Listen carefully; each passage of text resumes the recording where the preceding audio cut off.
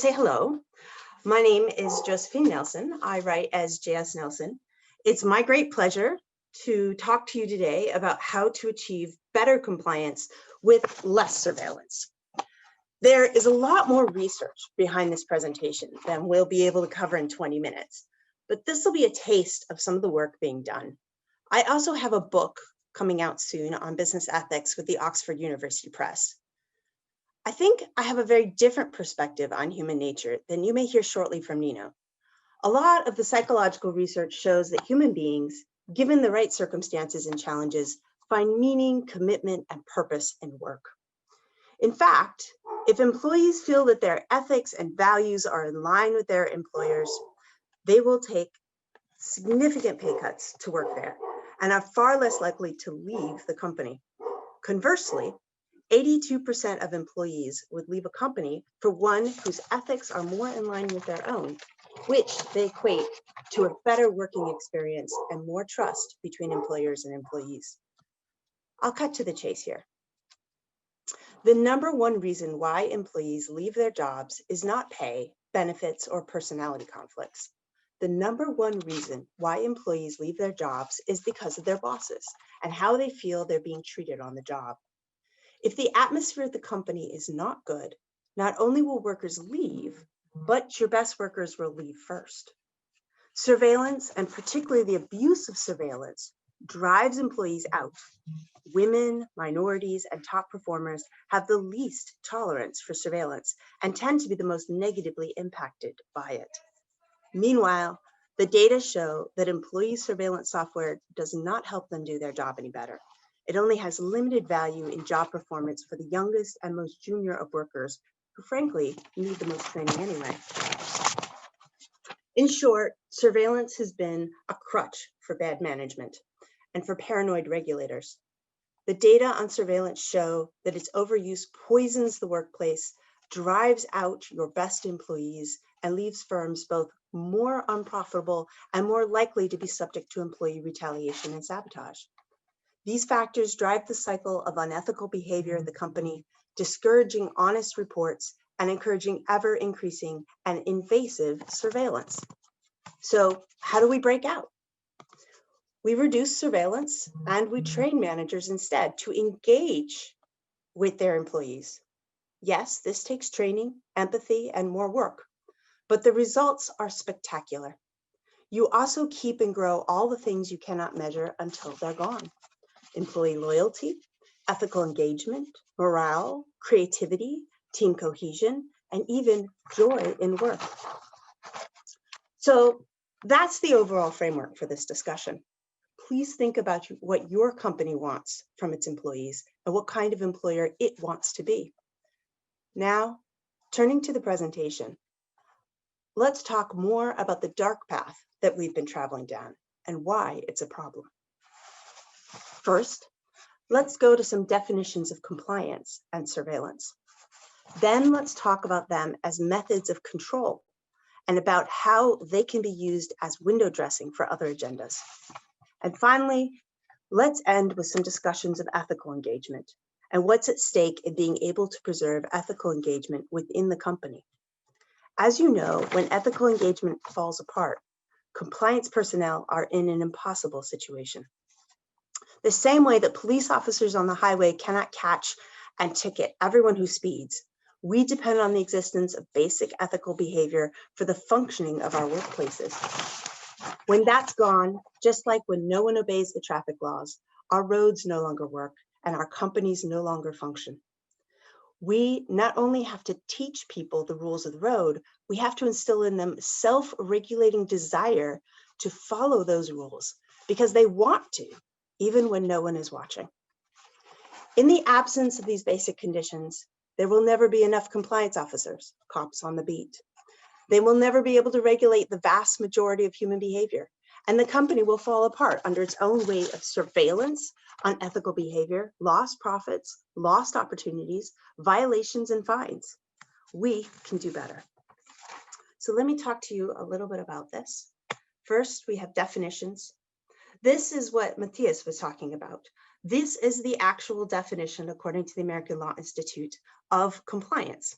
you'll notice that it's highly rule-based. It's the set of rules, principles, controls, authorities, offices, and practices designed to ensure that the organization conforms to external and internal norms. Now think about that. To comply. What norms? How do we enforce those norms? Well, let's go there. To comply suggests a dark side even there. To comply is to conform, submit, or adapt as to a regulation or another's wishes as required or requested. In other words, this is the example in a sentence. There will be penalties against individuals who fail to comply. Let's talk about norms, right? Where are those norms coming from? Matthias and Lorenzo gave us a little bit of that too. Shareholders, expectations there, regulators, and the management philosophy is also a really important part of this. There's a need for control and a desire for results. Surveillance. This is a large part of how we are implementing compliance programs, right? What is surveillance? Surveillance is, and here's the definition, close observation, especially of a suspected spy or criminal. What kind of message does that give your employees? That they are suspected spies or criminals. The example, he found himself put under surveillance by military intelligence. So now let's talk about methods of control, right?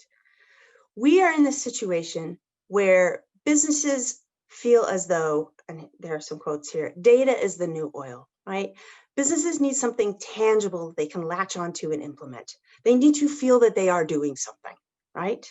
What are they doing? They're gathering data and they're analyzing that data.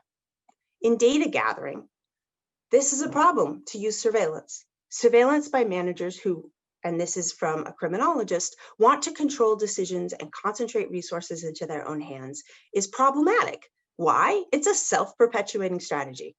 Moreover, especially now that so many of us are working from home during COVID-19, this is invasive, right? You are taking pictures of people every 5 to 10 minutes through their screens, in their kitchens, in their living rooms, in their bedrooms with their spouses and their children present. That is a whole other quality of invasiveness, of crossing lines between and boundaries for employees, and they don't like it. What else is going on? There are definite biases in the artificial intelligence. As you know, algorithms are programmed by people, and they take on all the biases of the people who program them. So we have huge problems, especially for women, minorities, creative people, with the AI surveillance. We know that Amazon, for example, is firing tens of thousands of workers per facility sometimes, just on the basis of AI. And who gets fired?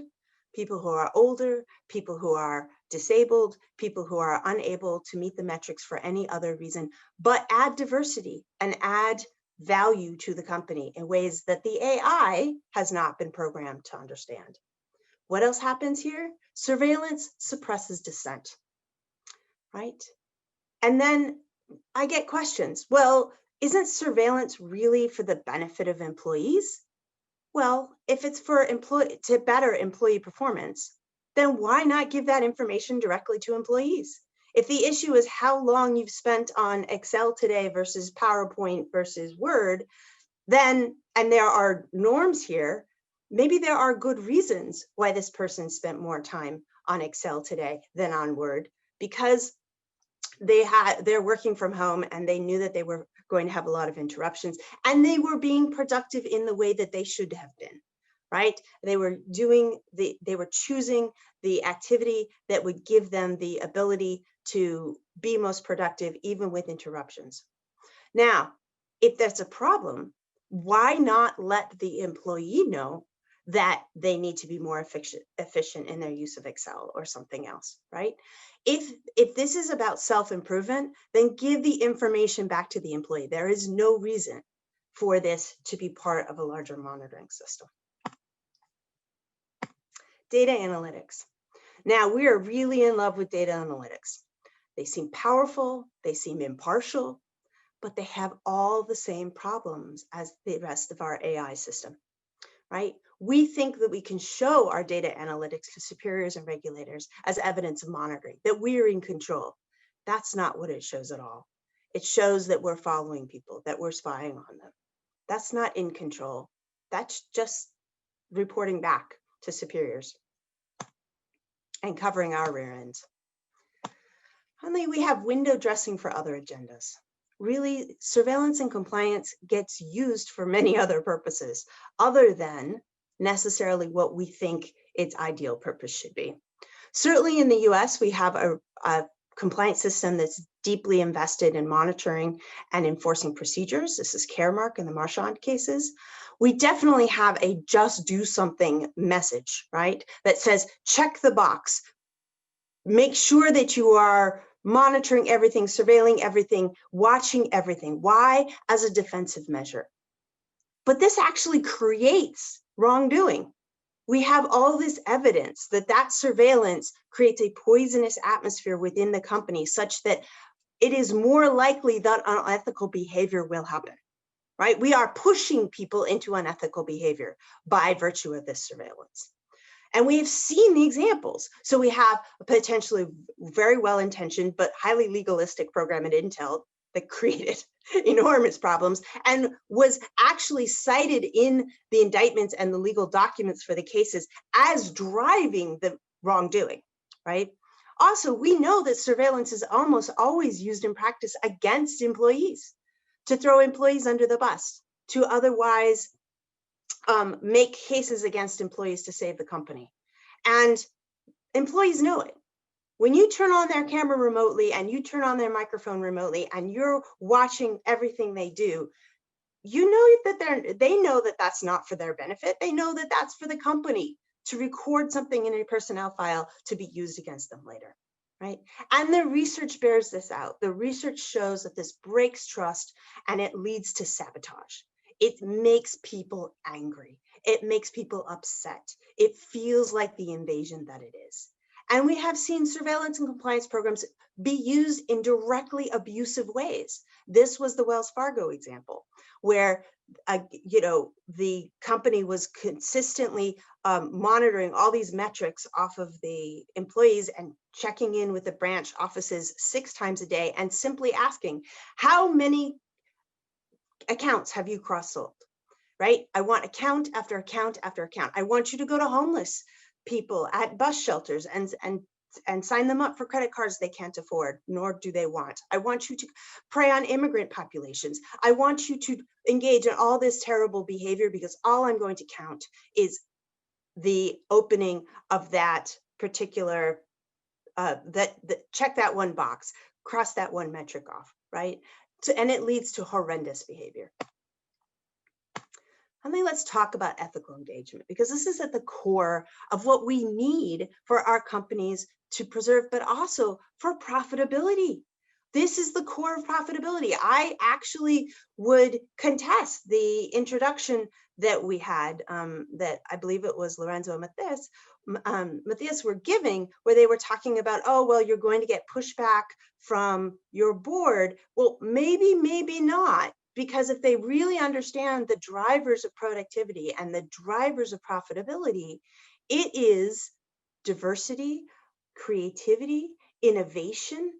It's being able to see around the corner. It's getting the best from your employees such that you can innovate and you can be the leaders of tomorrow. That's how we advance. That's the core of staying on top in a competitive marketplace. And we are killing that with surveillance.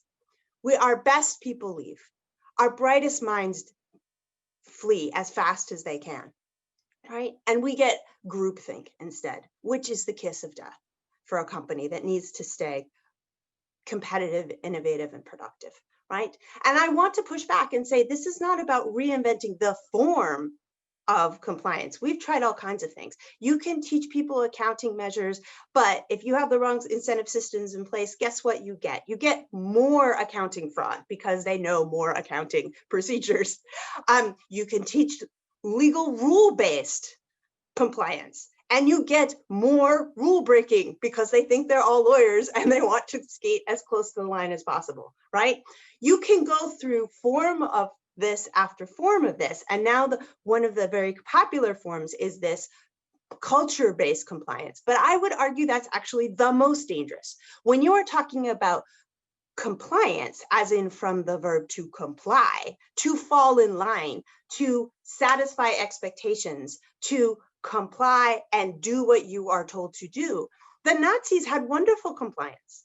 The Nazis were able to drive the Jews and the gypsies and the homosexuals and, you know, the communists and anybody else they wanted out of public life and organizations and universities and offices.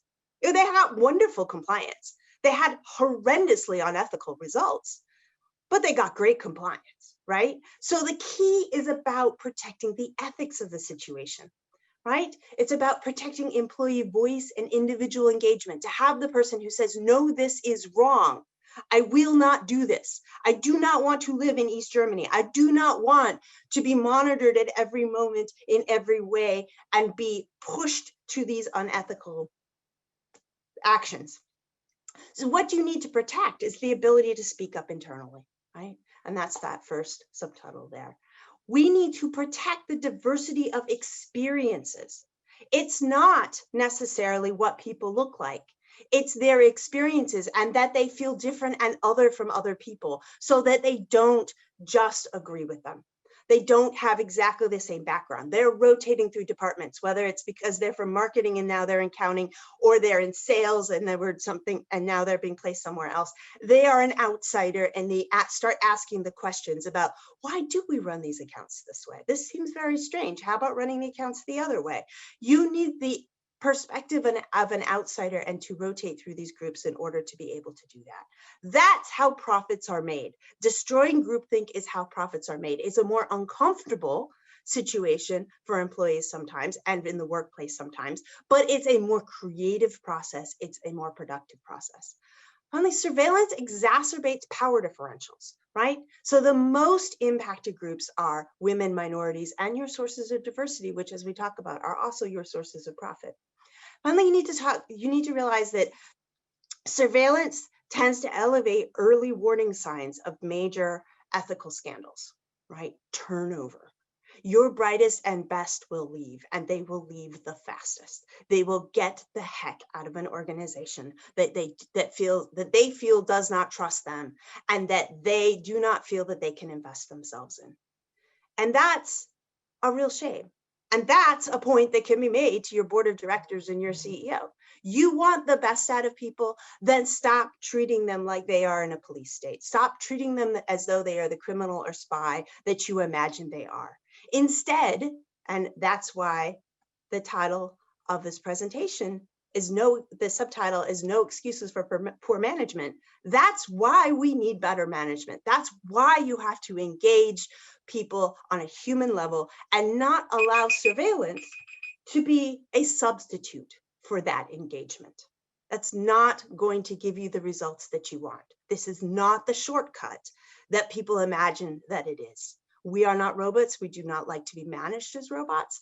And in fact, your best employees resent it the most and will leave the fastest.